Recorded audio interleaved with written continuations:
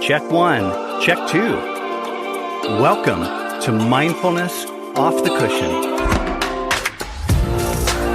If you're familiar with the challenges of living mindfully and are looking for help in your daily dance with suffering, our goal is to be a resource for you. So let's jump straight in to Mindfulness Off the Cushion, brought to you by the Austin Mindfulness Center. Welcome, everyone, to Mindfulness Off the Cushion. Before we jump in, let's go around the room and see if our co-hosts have something that they would like to share, a nugget of wisdom, perhaps, from the last week. Sure. In reference to like resources or literature, things we're into this last week, I am reading this book that was highly recommended, and it's called It's Not Your Turn. And it is by Heather Thompson Day. And it is referencing what to do while you're waiting for your breakthrough. And one thing that I am working on, which is part of my own personal development and as well as professional, is patience. And one really good thing I got from the book thus far is that patience isn't about just waiting. It is what you're doing and how you're feeling and how you're behaving while you're waiting. So that's been incredibly crucial for me as a person, as a professional. Very cool. You always have these like cerebral, super interesting books that are like very niche, that it's like, you know, like how do you squeeze a whole book out of that? And now I've been having this running list of like, crap, well, now I got to read that one. And now I got to read that one. In the spirit of self-compassion, this week has been very chaotic, client and teaching and school and all of that wise. So I've taken a step back from filling my brain with more information. But typically when I do that, I do try to still squeeze in like something. I love the Thich Nhat Hanh books. If you're familiar with them, they have like, I think 4 or 5 of these just tiny little like coffee table books. They come in a set or you can buy them individually. I have the How to See one. Yes. The little nuggets of wisdom too. I like it because each page is its own little, it's almost like a poem, but it's a nice little mindfulness poem or changing an alternative perspective. The How to See is all about changing your perception of your experience in the world around you. So I've been revisiting that. And I notice that I do that when I'm at my most stress, when I'm reminding myself that I need a pause. So addition to that, my other self-compassion media that I've been consuming was returning to Angry Birds. I don't know if you're familiar with the craze from 2016, but that has been my like wind down, decompression, and then refocus and get back to work. I don't know why. I think it's just like left brain, right brain. I needed the other type of stimulation to get it. But that's self-compassion, because I think there's a lot of this, especially in therapy or in academia, there's this pressure that either is self-imposed or external to always be learning, always be reading something, always be doing something. And maybe at a macro level, yeah, you want to look back on your year and say, like, I was able to accomplish all this. But from day to day, sometimes we just need breaks. So this was my break week with brain information. I always come back to one of my favorite Buddhist monks or Buddhist teachers. His name is e8yt, and he's actually the teacher that Jack Corfield was instructed by, a Buddhist monk from the Thai forest tradition. He is known for his ability to really articulate mindfulness teachings very clearly and very succinctly and very to the point. And there's one particular quote that the quote goes like this: "Peace is within oneself, to be found in the same place as agitation and suffering. It is not found in a forest or in a hilltop, nor is it given by a teacher. Where you experience suffering, you can also find freedom from suffering. Trying to run away from suffering is actually to run toward it." This is a quick aside, but I know that it's hard to talk about mindfulness without attaching it to Buddhist philosophy or Buddhist texts. And it's important to distinguish the two, that, you know, mindfulness isn't an extension of Buddhism. It originates from a lot of Buddhist teachings, but it's not a religion in and of itself. But I first got into mindfulness by being introduced to Buddhism. I think I've shared before that I was a religious studies minor in undergrad, and our religion department used to put on these really cool panels where they would get a leader of the local Jewish synagogue and a priest from the Catholic Church and some Buddhist monk and somebody from the Hindu tradition. And it would just be, you know, like a Q&A, and they would all answer from the perspective of their faith. And I always thought that was fascinating. But what got me into my interest in Buddhism was the Buddhist monk that was there was the happiest one to be there. And when they laughed, it was just pure joy. I've never heard a laugh that just happy and ecstatic and just giggly like a child, just like, and it was this big burly man that would laugh like that. And it's like, this guy knows something. Like this guy has some wisdom that allows him to connect with a positive experience that deeply. And that's always such, even when somebody just mentions the term Buddhism, my brain automatically goes back to that day because it was such a cool day to see that. It's probably what got me into clowning too, but I loved that. Very cool. Well, thank you for sharing that, Patrick. I think it is really important. We haven't touched on it, I don't believe, at all so far in our podcast, likely because I was thinking it would be an episode down the road, but it's an important point. So I appreciate you bringing it to bear. So let's shift gears and jump into self-compassion. Let's get started like we many times do. Let's define it, talk about what is it specifically, and why is it important? Why is it important to understand the impact of self-compassion as it relates to mental health? I think that we have to take a step back and understand that self-compassion is a multifaceted, multidimensional practice and capacity that we have as human beings. When I think of self-compassion, I do think of compassion. So for me, compassion and self-compassion are synonymous in that regard. So my definition of compassion would be something along the lines of becoming aware of and sensitive to the quality of pain, suffering, and difficulties that I and others experience.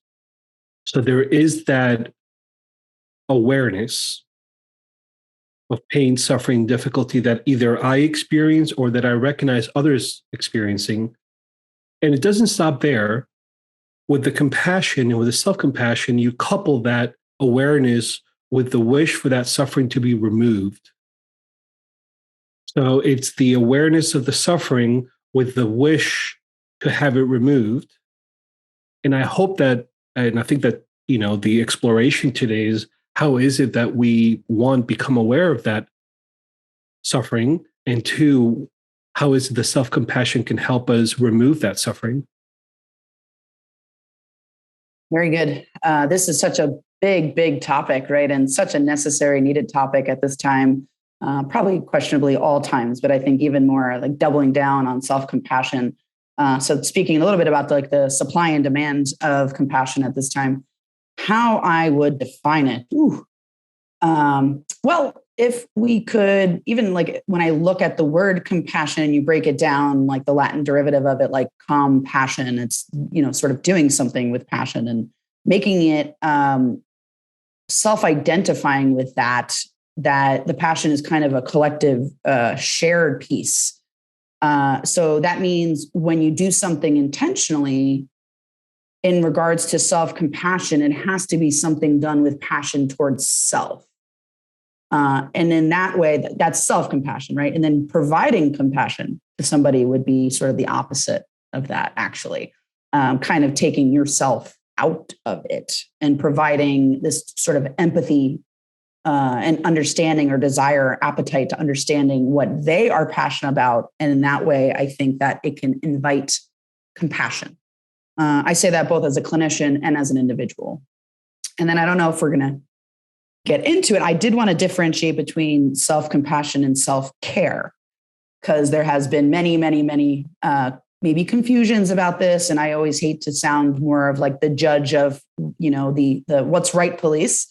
But there's a big difference. Self-care is something, right? Like that, taking a bath, taking a walk, doing something to take care of oneself.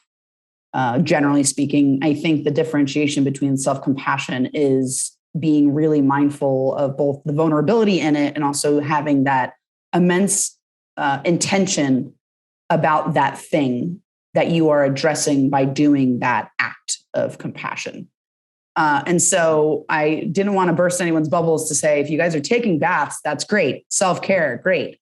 In order to make it self-compassionate, right, you have to put more of your intention in it and maybe even try something that may be out of your comfort zone. And I think in itself yields self-compassion by taking ourselves out of our comfort zone, which PS is scary. but it also invites lots of growth. Yeah. And then arguably, like you said, you would need self-compassion as a precursor to that self-care. Otherwise, you don't feel that you deserve it.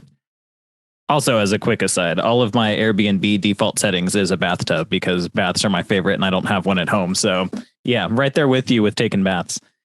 To me, self-compassion, it's interesting that y'all had two different perspectives. Mine comes from more of non-judgment and patience and acceptance, knowing that we have limitations, knowing that we have things that upset us, knowing that we can't give 100% of the time. Tuesday I can give 80%, Wednesday I can give 90%, Thursday maybe I can only give 10%, and accepting that that's okay, and not holding myself accountable, but not punishing myself for not being able to perform to the same extent across the board. And I used to suffer with that a lot. And I was leading up to this episode, I was trying to think back to where does that come from? I had a high pressure upbringing with my mom, who, if I came home with a B, why wasn't it an A? If it came home with an A, why wasn't it an A plus? Like there was constant moving the marker and nothing was ever good enough. So that created this culture of self-imposed pressure that, this isn't good enough. This isn't good enough, rather than accepting I did my best and this is the outcome of that. That's self-compassion, is realizing that this is all that I have and that's okay. Not this is all I have and I need to find a way to do more. I think we do that with work, with relationships, with all sorts of stuff, and just accepting it. I used to even do that. I even struggled with that yesterday. I'm on this new workout plan where I have it in my head that Mondays, Wednesdays, Fridays, I'm going to do this kettlebell thing. Then Tuesdays, Thursdays, I'm going to get my cardio and my boxing in. And I did really good last week, and this is my second week. And then yesterday got away from me and I didn't have time to do all of my cardio. And I was like, well, crap, I just suck. I can't even do this for 2 weeks. And it just went to this negative spiral. And then taking that time to have that gentler voice, like how would a parent or a loved one talk to you about the same thing? Like, hey, it's okay. You'll get them next time. It's not like you're training for anything. So there's no deadline. You can jump back into it tomorrow.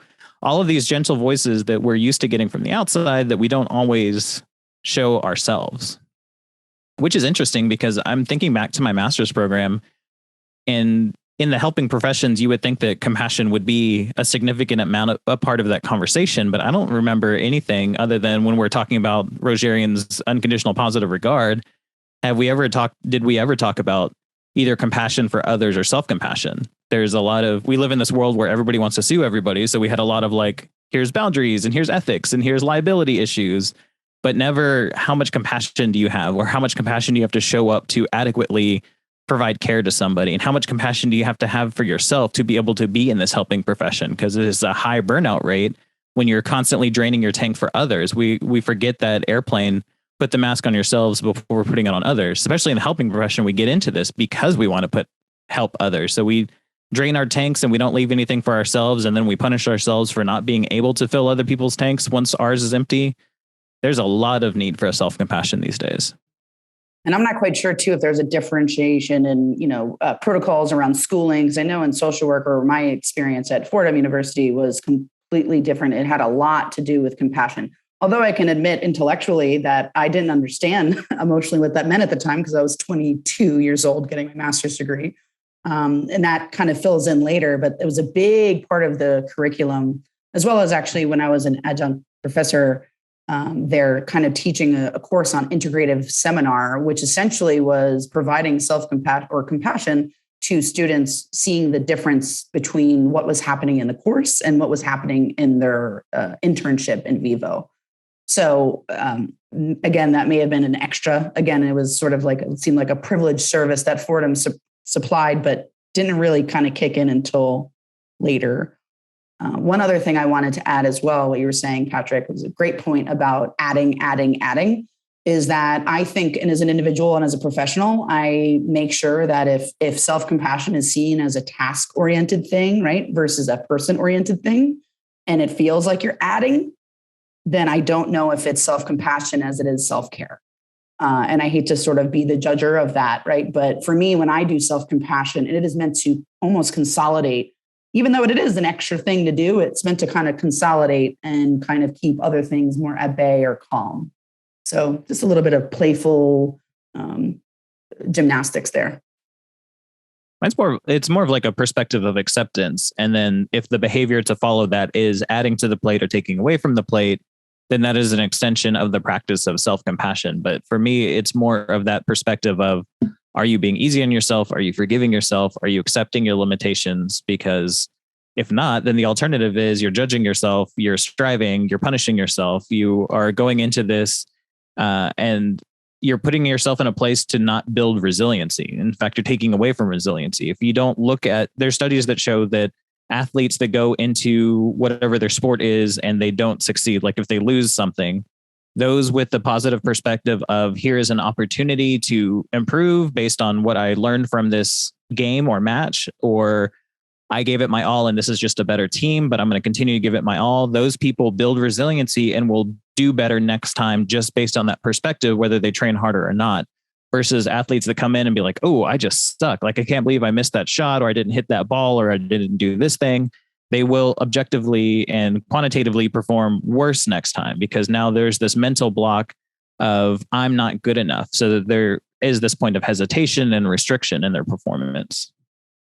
But then you just drew, if you may add, a sort of trauma bridge there, right? You know, for athletes that encounter that, me being a washed up Division I athlete myself, if you have that sort of narrative, right? It's like you heard that growing up as a child about childhood trauma, about you didn't do as well. So I was saying you just created your little trauma bridge because that kind of relates to all things after being a child, including athletics, including workplaces, where one feels like there's lower self-esteem or even low self-efficacy about how effective you are at improving in a non-pressuring, compassionate way. I think we're talking a lot about acceptance here, and that seems to be a theme and a thread in this understanding of self-compassion. It's interesting that when we are faced with suffering or with stress or with difficult things that come upon our lives, that our automatic reaction is not that of acceptance. We tend to fight that which is arising in us. And there's a lot of blame and there's a lot of self-criticism, something which I hope that we'll be discussing, because I think that it's worth discussing the barriers to self-compassion, to understand self-compassion.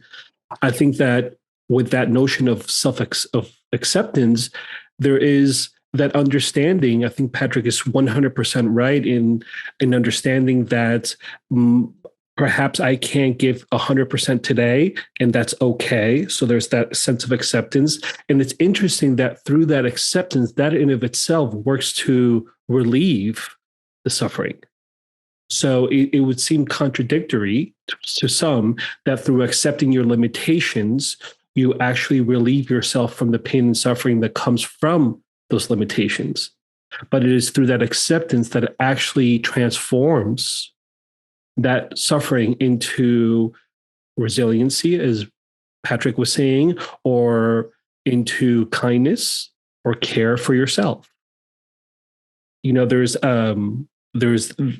I think a barrier to self-compassion is that belief that if I practice self-compassion, I'm going to let myself off the hook. If I'm not strict on myself, if I am not constantly getting A's, then I am going to be this, wanderer, lowlife, or non-achiever. So I think that barrier or that inner critic voice is something that we should be addressing and talking to in your practice, from your patients, from your clients. What are some of those barriers that come to mind? I'll say that in my world of a mindfulness instructor, a lot of it was striving, constantly wanting to achieve more and understanding that there's limitations to that achievement, and understanding that I may not be able to achieve all the time, but I can't let go of this inner drive of me of wanting to achieve. Yeah, that rigid goal setting of, if I don't attain this goal or if I don't achieve, then I'm nothing. It's an all or nothing perspective of, unless I have this job, unless I have this vehicle, unless I have this relationship, then life is not worth living. And it's kind of tying it back to like gratitude of, practicing gratitude for what we have and self-compassion for our place in the world right now. that rigidity and inflexibility of I have to tie happiness to something in the future or something that's out there, rather than just being able to practice self-compassion that you are good enough now, not you are good enough then. I think diet culture is wrong for a lot of reasons, but if you remember, like back in the late 80s and 90s, one of the big things was to find a magazine cutout of a model or an athlete that you want to look like and put it on the fridge or put it on your food, and to not tempt yourself. And like, this is the goal. This is what you want to look like, in a sense of like punishing yourself. If like, you don't look like this now, so you have to restrict yourself. You don't look like this now, so you don't deserve a snack. You don't look like this now, so you don't deserve to skip a day at the gym. And I think a lot of our barriers are self-imposed, these rigid, I can't do any, or I'm not worthy until insert something here. That's what I've seen a lot of. Yeah. So I'd say, gosh, I want to feel grateful for a moment. Just say, gosh, I just realized that I probably learn a little bit almost every day about self-compassion from my clients, as well as just for me in the larger community. So a client I had this morning, they were explaining to me how when we were chatting about a situation that seemed very real, visceral, and potentially shameful, I asked them how they cope with that scenario. And they explained to me, well, I have this acceptance that humans don't really have as much free will as most people think they do. And I think that was a very profound part that I heard from somebody. And there were some cultural components that had a lot to do with that, but also a beautiful way of coping and almost taking off the pressure or accountability or the shame of a situation. And in turn, I believe that coping strategy, that self-soothing aspect that he was using in that situation, was actually self-compassion. So to add to what we were chatting about, another barrier I would say, and I think we were alluding to that, is a piece of codependency, or, I'm sure if you guys are familiar with the Karpman drama triangle of codependency and how it very much affects self-compassion. And this is one thing I forgot to mention to Claudio yesterday that kind of got on my rota. When you look at that Karpman drama triangle, right, there's this dynamic of victim, rescuer, and then persecutor. So I think if we come from codependent type of upbringings, or if there's codependency having to do with our lives in some way, which is usually a result of childhood trauma or unavailable caretaker, I do believe that plays a part in a barrier as to how people are able to provide self-compassion to themselves. And I say this because part of the dynamic is always being rescued or always being a victim. And in that way, subjectively wanting to be seen and heard and understood. And this leads me to think that like self-compassion is just that, is seeing, hearing, and understanding ourselves and being able to notice that and provide love and nurturing to that kind of vulnerable moment. And it's that love and nurturing that, I guess, creates the conditions for that removal of suffering. Mm-hmm. Right? I think that there's a lot of reservations that people have toward practicing compassion, either for others or receiving compassion or practicing self-compassion toward themselves.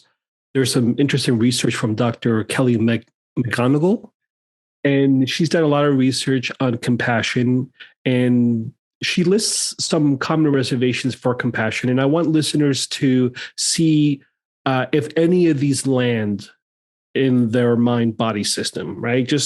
I'm just going to list some statements here and see which of them land. Some of them where you'll be like, oh, yes, that's me. Or others will be like, no, that's not me at all. So common reservations when expressing compassion for others. The first one is being compassionate toward people who have done bad things is letting them off the hook. 2, there are some people in the world who do not deserve compassion. 3, people will take advantage of me if they see I am too compassionate. 4, I worry if I am compassionate, vulnerable people will drain my emotional resources. Now, reservations for receiving compassion.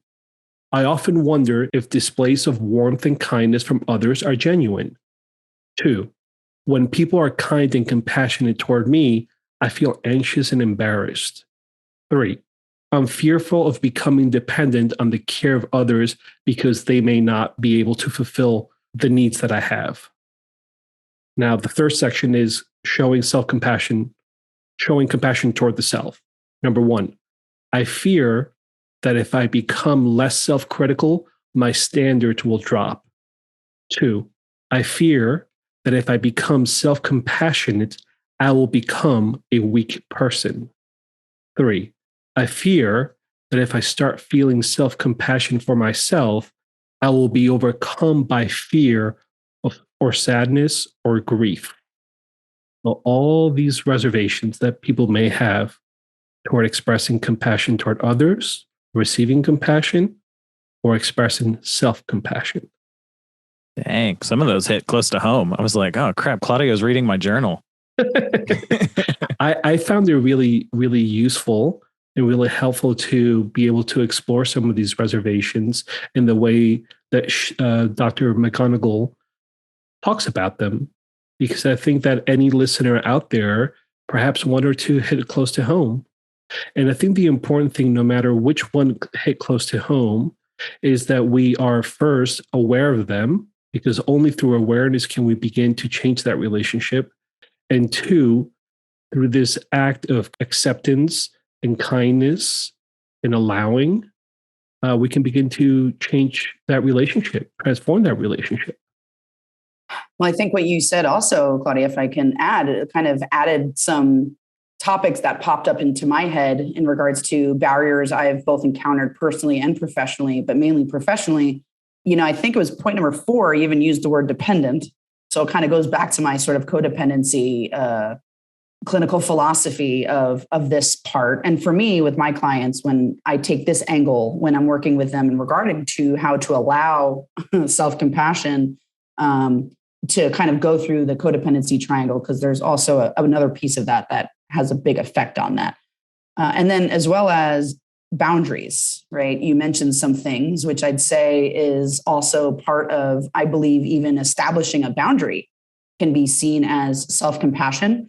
And always, like everything else, easier said than done, with traumatic backgrounds from my experience. And again, in this way, I define trauma as an unexperienced experience. It doesn't have to be something that is tragic. But when we are unable to see or feel or hear ourselves, and as a result, a lot of these thoughts you were mentioning kind of come about, I think that has a large interplay about how people feel comfortable and safely vulnerable enough to kind of address some of these pieces that allow us to truly feel loving in the self-compassion process. Something that stood out to me was if I show compassion, then I'll look weak. And I feel like a lot of that's tied into these conversations that we're having about toxic masculinity and cisgender males that don't want to show weakness, either externally by showing compassion, or I'm sure that translates to internally too. Somebody that's going to adopt that philosophy of, oh, I'm not going to be gentle with myself because another thing on your list, then I'd get laxed in my efforts, or I might not attain my goals, or I'm going to get soft. That's super interesting. It kind of ties into the difference between individualistic and collectivist cultures. Is the individualist cultures, one thing that motivates a lot of that individual behavior is competition. We breed competition in individual cultures so we can appear better than or more worthy than. And we see that with capitalism. We see that with education. We see that pretty much all walks of life in these type of cultures, that I need the bigger house. I need the bigger vehicle. I need the newer stuff. It's there's no prize to win it, and it's all in your head, but it's that sense of competition or not looking weak, which I find that idea of not showing compassion, that makes me think of a story. I had this bulldog who was the best dog that's ever existed. His name was Bruce, and he passed away a few years ago. And I was in a different motorcycle club at the time. And when he passed away, like it kicked my ass. I didn't go to work. I didn't go to school. I was just a mess for like 2 weeks. He was my guy. And so my first thing out was going to a motorcycle event. And they knew that my dog had passed away because I'd been MIA. And just as a group, it was like, yeah, man, that sucks. And then throughout the day, they would all come up to me individually and say, man, when my dog died, I cried for a week, or when blah, blah, blah. And they would walk away, and then another one would walk up like, man, I feel you. Like I had that growing up, and blah, blah, blah. There was the sense of like, I can't look weak in front of the group. I can't show compassion in front of others, but it's safe to do individually. And that really goes along with, if I show compassion, I show weakness. This podcast is sponsored by the Austin Mindfulness Center, the premier mental health counseling center in Texas for mindfulness-based therapy, education, and coaching. If you're an individual or couple struggling with stress, anxiety, depression, relationship issues, or you're just looking to better equip yourself to gracefully navigate these turbulent times, you can visit us online at austinmindfulness.org and request an appointment today. Now let's get back to our podcast. Let's try to bring it home with regard to how mindfulness can support this process of actually practicing self-compassion. How can we as individuals address the resistance, regardless of gender, or perhaps if you want to speak about gender, that's perfectly fine. But how do we address this resistance that may be somewhat or completely baked into our being, who we are and how we naturally approach our days?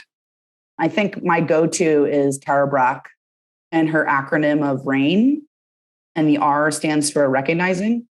So recognizing the deeper understanding of the moment and being mindful when these parts are interplaying in your day, or even when we feel the need for either more self-compassion or someone, we may be observing someone who may be needing some self-compassion or add in some compassion. The A is allowing, which may be for the first time that people actually do this, is where they're actually allowing to feel something that's very uncomfortable, which is very popular in trauma work, and in a safe environment as much as possible, and keeping in mind, automatic sympathetic nervous activation, vasovagal reactions, etc. The I would be investigating. So once we've kind of compartmentalized the emotional part of it, the objective parts of how can we be more self-compassionate towards selves? How can we include this more in our lives from a passion-centered place versus a anxiety produced place? And then the N is nurturing. So really kind of nurturing ourselves. And I think topics we've discussed that hit upon sort of inner child, outer child work, or types of reparenting type of work that are very important in the self-compassion process. And it's wonderful that you brought in the RAIN acronym. I always like to go to the source.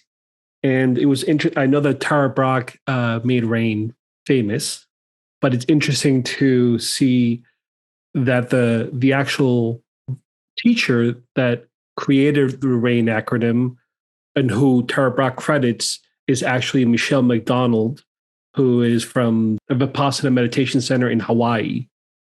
One exercise that I like to do with students to tap into this self-talk, negative self-talk that we practice either consciously or subconsciously is, and I'm actually going to go ahead and try to do it with you right now, with all of you. If you're out there listening, I don't want you to do this if you're driving. So just practice safety, right? But if you are in a place where you can kind of drop into the mind-body system and listen to these instructions, then I would encourage you to do that. So all that I'm going to do is I am going to utter a set of phrases or words. And all that I want us to do is to practice, drop it into the mind-body system, and to notice how these words land in the mind-body system. So imagine that you are standing at the edge of a pond and you just toss this pebble into the pond and you're just seeing the ripples. And maybe they are obvious to you. Maybe they're not obvious to you. It doesn't matter. But all that we're doing is just listening to these words that I'm going to utter and then dropping into the mind-body system and noticing what happens, if anything. So let's begin by just dropping in and just grounding ourselves for a moment. The breath is always a wonderful place for that grounding to take place. Just breathing in and know you're breathing in. Breathing out. Know you're breathing out.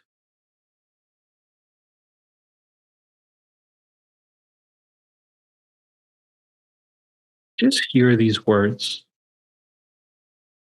Just notice how they land, the ripples that they may or may not cause.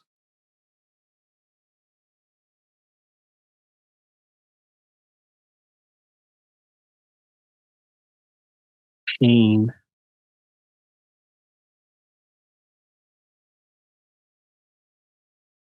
suffering,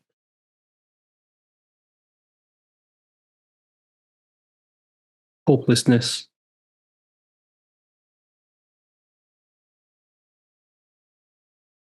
patience,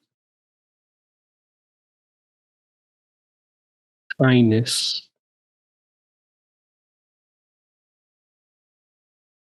acceptance. We can open our eyes now. Curious to know if you noticed anything in the mind-body system when you heard the words. To say for me as an individual who's been practicing for quite some time, this can come a little, I guess I want to kind of point this out to anybody who's listening, first starting practice, that I've been doing this for a little bit of time, certainly not a expert yet or / never, but I can say that when you said the first couple words related to pain and suffering, for me, I felt a visceral sensation in my belly. It quickly came and went. I was able to identify it and allow it. And obviously there's some information there, right? It's sometimes I think the difference between the mind-body connection is maybe I was keeping my pain in my body or was being manifested in my belly. I wasn't really thinking, I wasn't thinking consciously about it, but I did feel it. But then when you said the words of positivity, I also didn't embody those words, which probably speaks to my past, but also some good information.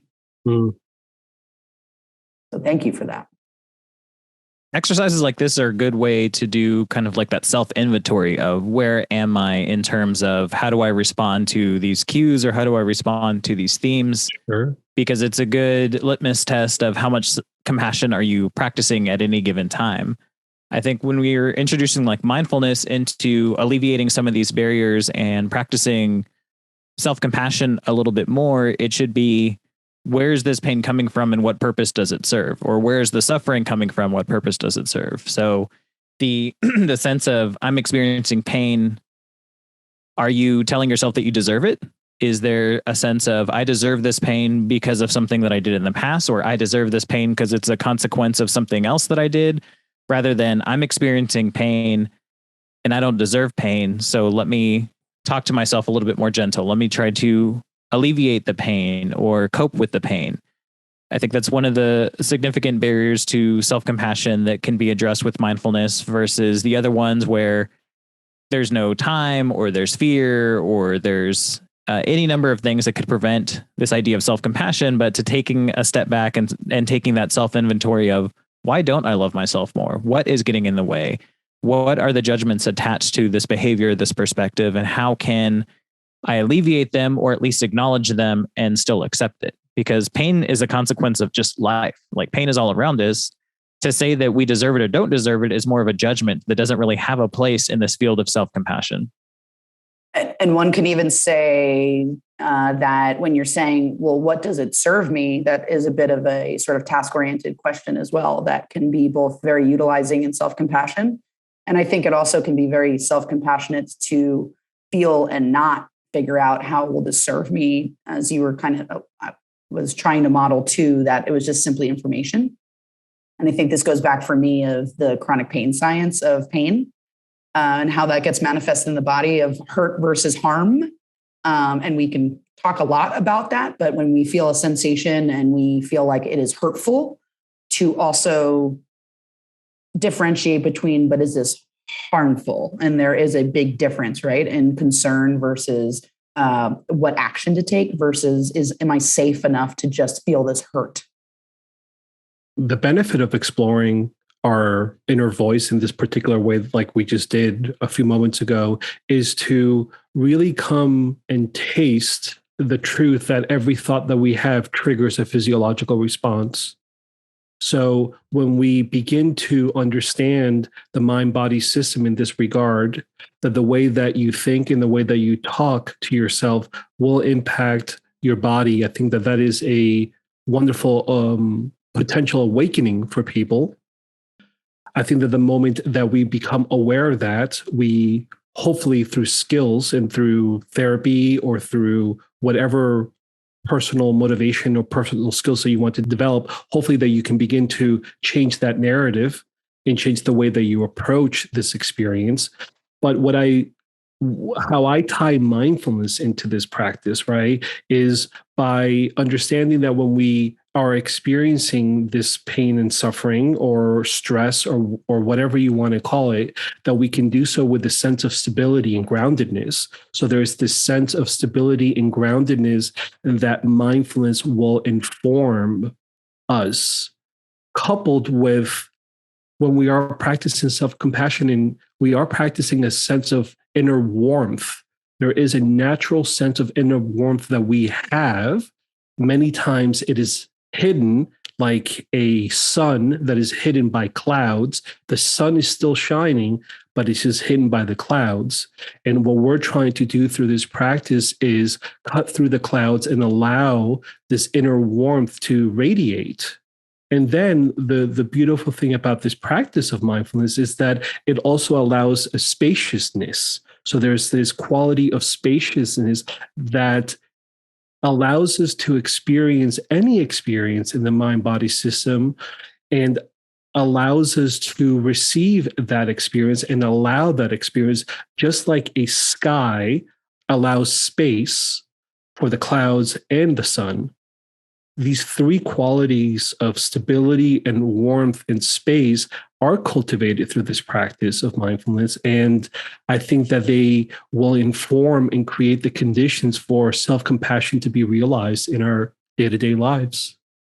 So in this way, you're using the clouds as literal barriers. Yeah. And kind of literally being a barrier against feeling warmth coming from the earth. If we're the earth, yeah, maybe getting too esoteric. And you can, and the thing is that you can, there are specific trainings or skills like loving kindness meditation or metta meditations, right? That are there to foster or to increase that kindling of the warmth or the fire that lies within us. That is the role of metta or loving kindness within the sphere of mindfulness and self-compassion. I just wanted to add one more thing in what you were saying, that every thought creates a physiological reaction. In the fundamental model of cognitive behavioral therapy, we just have to kind of acknowledge the transrelational dynamic that sometimes we have thoughts based on physiological reactions. And sometimes we have emotions that are based on physiological reactions that create thoughts. So I just wanted to add a little bit of that dynamic that doesn't seem, it's a lot more cyclical than linear, but just kind of, we're talking about the communication that goes back, forth, all around, up, down, all around. Sure. All really good in self-compassion, all relative to self-compassion. But that's good to acknowledge too, because when we're surprising ourselves with negative thoughts, if you're typically an optimistic person, you find yourself being particularly pessimistic one day, that cyclical relationship is important to know. That's why we have HALT. Are you hungry, angry, lonely, tired? Like what physiological environmental changes or needs are there that could change your manner of thinking and vice versa? What changes in your thinking could you do to alter any physiological damage that you might be causing yourself? So yeah, that is important, because hanger is a real thing. Like we always say it in jest, but we do change our perspective and how we talk to ourselves and others when we have those physiological needs. I really like that acronym HALT too, because that also gives this sort of feeling of stopping and being more mindful in that pause, quite literally. I really like that. Make sure that you're practicing self-compassion around self-compassion. So if something from this episode resonated with you and you want to introduce it to your life and think, I am going to be more gentle with myself, I am going to practice self-compassion. Don't make that a rigid goal. It's either, I didn't love myself this week, I'm a piece of crap. Like, still be gentle with yourself as you're trying to introduce self-compassion, because it's something that we don't practice a lot of, either out of humility, or we feel that our kindness should be spread out to the world and not something that we selfishly keep to ourselves. There's not a finite level of compassion. I guess it depends on, your emotional health and tank, but I have this big poster in my living room that says, like, I'm going to butcher the quote, but essentially, like, lighting 100 candles from one candle doesn't diminish the flame in that one candle. So if you can practice the self-compassion inwards, that doesn't take away from your capacity to practice it outwards. In fact, it increases your ability to practice external compassion the more that you practice the internal compassion. That again, the airplane, put the mask on yourself before others. So if you're going to start introducing self-compassion, be patient with yourself, as this is going to be a new skill that, just like any other skill, requires intention, practice, discipline, accountability, but also acceptance, patience, non-judgment, etc. We were on the same exact wavelength, because the thing I was going to add was the concept of the pie of compassion, and how it relates to our ideas psychologically and implications of abundance and scarcity. And for anyone who's unclear about what this means, is that imagine a pizza pie or any kind of pie that's split into 8. The more you peel off and give compassion to others, the less we will be able to feel or fill, right? Or Freudian slip, feel and fill. So essentially, this can really practically lead to burnout if we're thinking that there's a scarcity in compassion. And I think that's what you're talking about with the flames, versus having a piece of, a pie of abundance. And that sometimes there can be barriers to, like, kind of adopting that. But in my opinion, in my experience, and kind of mentoring lots of social workers in the past as well, and clinicians and all medical professionals, that there is this idea of self-compassion, that it is a finite amount, it's limited, it's scarce. We have to beg for it, we have to work for it, versus the idea of it being in abundance. And of course, easier said than done. And the last thing I kind of wanted to say as well is just kind of that idea of the importance of resting for self-compassion, right? So if again, the differentiation between a self-care or self-compassion, we get done at 10 p.m. from all our duties, and we're like, we need to do one more thing. Sometimes that's self-care if we're like, we need to do one more piece. But self-compassion, maybe I'm going to do nothing and I'm going to feel good about that. So I just wanted to highlight the importance of resting and tying that into the, I guess, CBT model when it comes to trauma and mindfulness around the behavioral aspect of a result of something. Doesn't always have to be an active behavior, but sometimes it's an inactive behavior is what's actually needed. Cool. Claudio, take us out, bro. I saw you Googling over there. I'm just going back to that quote that I started off the session with, and just that first paragraph that says, peace is within oneself, to be found in the same place as agitation and suffering. I think that you can replace peace with self-compassion. It's interesting that the suffering and the self-compassion springs from the same place in the mind and in the body.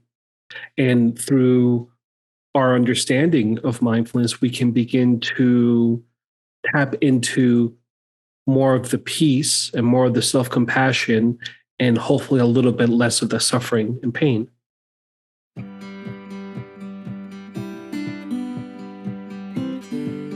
I learned a lot in this episode, and I really appreciate you following along in my own journey to better understand some of the more important aspects of mindfulness. Most of us likely understand the idea of compassion. The meaning of the word comes from its Latin roots and means to suffer with. We've all had times when we sat with a close friend and listened to their struggles and supported them in whatever way they needed at that moment. Usually providing kind words, loving ideas, in hopes of helping them feel a bit better about themselves and their situation. Self-compassion, quite simply, is just treating yourself like you would a close friend. And that's important because we all tend to be pretty hard on ourselves most of the time, while being kind and gentle to others. And the fact that we tend to see the best in others while focusing on our own shortcomings and failures really just makes matters worse, doesn't it? So let's all agree to stop beating ourselves up and stop comparing ourselves to others. That sounds like a pretty great place to start right there. Because we're all perfectly imperfect in our own way, and worthy of being treated with more love and kindness. This idea of love and kindness, or loving kindness, sounds a lot like mindfulness, doesn't it? And mindfulness is key to self-compassion. In fact, according to Dr. Kristen Neff, you simply cannot have self-compassion without mindfulness. And that's because mindfulness gives us the ability to sort of step outside of ourselves and recognize our pain and struggles.